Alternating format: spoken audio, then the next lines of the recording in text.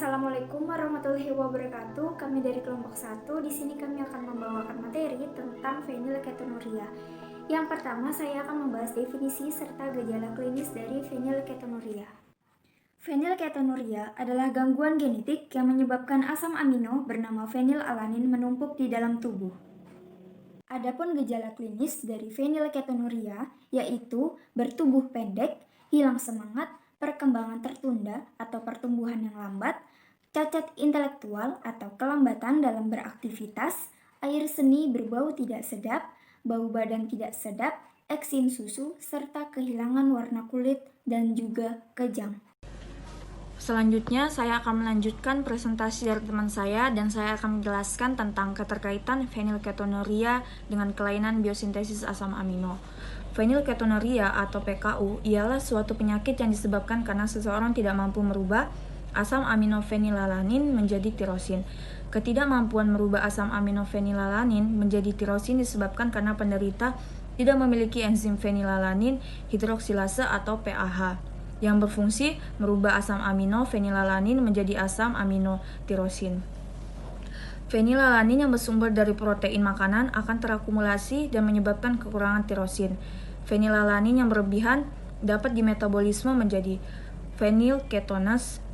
Fenilketonuria adalah kondisi di mana kerusakan metabolik yang mempengaruhi sistem tubuh dalam memecah protein. Fenilketonuria disebabkan karena gen pada kromosom 12 mengalami mutasi. Gen pengkode protein yang disebut PAH atau fenilalanin hidroksilase adalah sebuah enzim dalam liver. Enzim ini bertugas memecah asam amino fenilalanin menjadi produk lain yang dibutuhkan tubuh yaitu tirosin. Pada saat gen termutasi, bentuk dari enzim PAH berubah dan menjadi tidak mampu untuk memecah fenilalanin dengan tepat. Fenilalanin yang tak dapat dipecah tubuh akhirnya terakumulasi dalam aliran darah. Pengandungan fenilanin yang berlebihan dalam darah itu mengganggu perkembangan dan pekerjaan otak. Karena itu penderita PKU mengalami kelemahan mental dan pigmentasi rambut biasanya berkurang. Berbagai mutasi menghasilkan suatu blok atau penghalang pada pembentukan enzim yang menyebabkan penyakit. Enzim-enzim yang diawasi oleh gen-gen normal tercantum dalam akhiran ase. Nah, penyakit yang timbul akibat kekurangan enzim tertentu disebutkan di dalam tanda kotak. Fenilanin hidroksilase mengkatalis hidroksilasi fenilanin menjadi tirosin. Reaksi ini tergantung pada tetrahidrobioprotein atau BH4 sebagai kofaktor molekul oksigen dan besi. Fenilketonuria adalah penyakit turunan akibat kesalahan metabolisme autosomal resesif yang diakibatkan kekurangan PAH. Nah, dua isozim dari fenilanin hidroksilase berasal dari hati janin manusia. Nah, isozim PAH juga terdapat di hati tikus. Nah, sebagian besar variasi ini menjelaskan bahwa enzim murni mengandung struktur polimer yang berbeda dari subunit tunggal. Nah, yaitu trimer atau tetramer. Nah, hewan heterozigot dengan varian polimorfisme dalam subunit gen PAH memproduksi protein dengan nilai yang sedikit berbeda dan dimodifikasi pasca translasi. Tidak ada bukti penelitian lainnya untuk mendukung keterlibatan lebih dari satu lokus pengkodean apoenzim PAH. Jadi hanya PAH yang menjadi dasar sebab terjadinya penyakit fenilketonuria. Saya akan melanjutkan materi mengenai reaksi yang berperan pada penyakit fenilketonuria. PKU disebabkan oleh mutasi gen pada kromosom 12. Kode gen untuk protein yang disebut PAH atau fenilanin hidroksilase, suatu enzim yang berada di hati. Enzim ini memecah asam amino fenilanin menjadi asam amino tirosin yang dibutuhkan oleh tubuh. Ketika gen ini bermutasi, enzim PAH tidak dapat berfungsi dengan baik, sehingga fenilanin tidak dapat diubah menjadi asam amino tirosin. Fenilanin menumpuk dalam darah dan sel-sel saraf atau neuron di otak. Fenilalanin menjadi asam amino tirosin jika enzim fenilalanin hidroksilase tersedia di dalam tubuh. Fenilalanin itu diambil dari protein makanan dan dia sangat penting bagi tubuh dikarenakan dia menjadi bahan untuk mensintesa protein, tirosin, dan pigmen melanin. Jika di atas tingkat normal, maka fenilalanin itu beracun bagi sel-sel yang membentuk sistem Raft, dan dia menyebabkan kelainan permanen pada struktur otak. Fenilalanin itu dia jenis teratogen, yang mana teratogen ini merupakan zat atau suatu organisme yang dapat menyebabkan cacat lahir pada janin yang berkembang. Karena banyaknya fenilalanin yang tertimbun, maka sebagian fenilalanin itu akan diubah menjadi asam fenil privat. Enzim fenilketonuria. Pada kasus penderita fenilketonuria, yaitu gangguan metabolisme fenilalanin sehingga menyebabkan akumulasi secara berlebih asam amino fenilalanin dalam darah.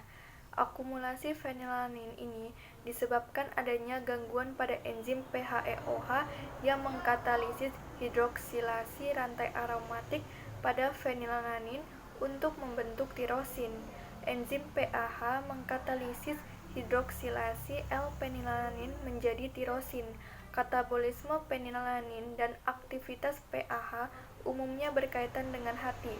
Enzim PHA pada manusia merupakan kombinasi tetramer dan dimer. Monomernya terdiri 452 asam amino dengan berat molekul 50 kDa.